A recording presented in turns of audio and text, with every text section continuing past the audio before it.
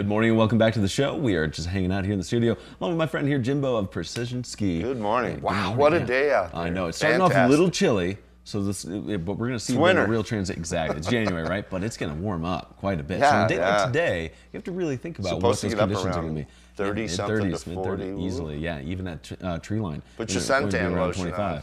You better, yeah, especially if you're going out skiing too. Don't forget to hydrate yourself. After all, it is safety month.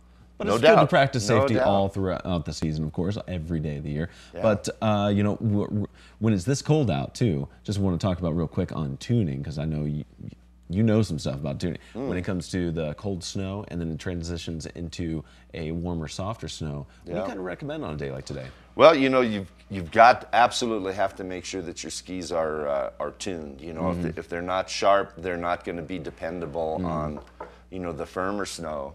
And, you know, you've got to have some wax on, too, to protect the base from damage and also to help the ski or the board slide over the snow as it morphs into a wetter snow surface. Sure, you know? Yeah.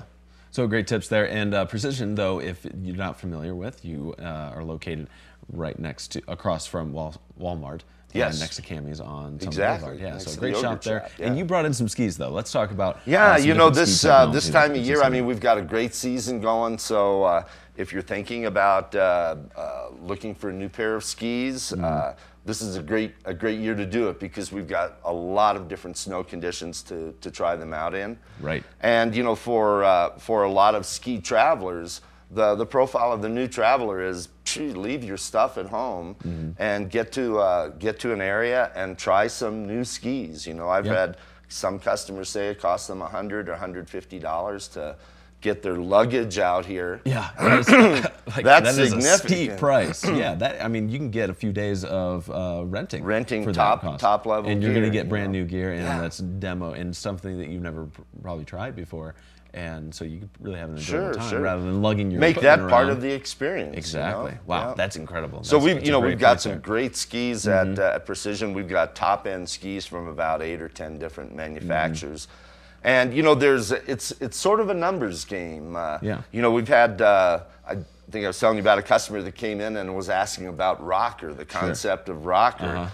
And he asked, "Do you rock on the skis?" And I had to explain to him a little bit what rocker was. And this ski that we've got here, the Rossi Sin 7, certainly has rocker, and it's easy to see this. Right now we're looking at kind of that traditional camber, though, in the middle. Right. In the middle there is a traditional camber, which is a springy thingy, a space in between in the skis. But if you look at the shovel and the tail, you can see a lot of what's called splay in between the two skis.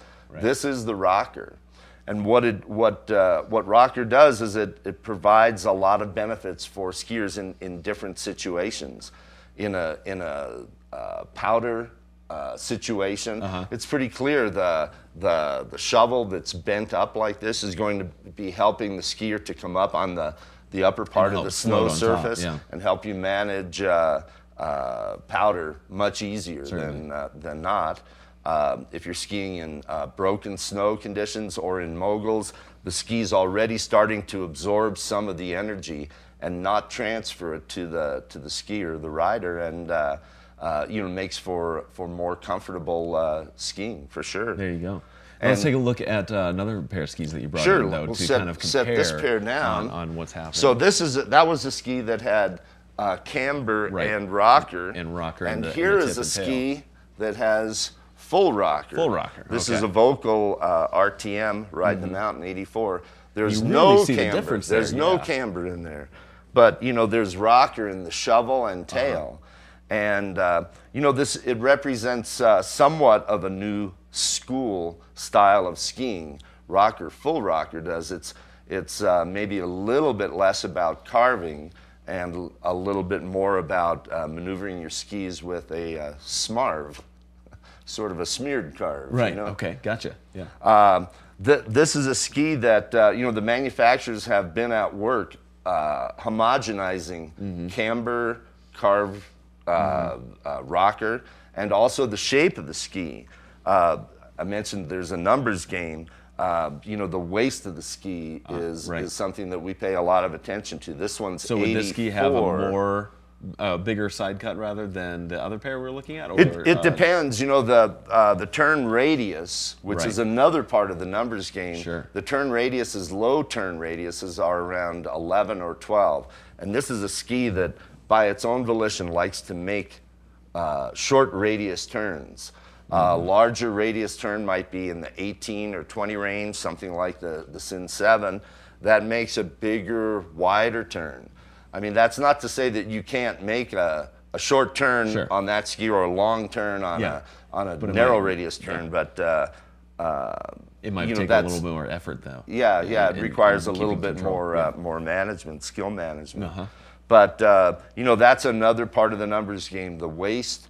If you're looking at the application of the waist of a ski, the wider it gets, the more user-friendly it is in deeper snow. Yeah, because the narrower it is, the easier it is to tilt. Right, exactly, to get onto your balance needs to be on point then. So this one's at 84 millimeters in the waist. The Rossignol Sin 7 was 98 millimeters in the waist. Okay.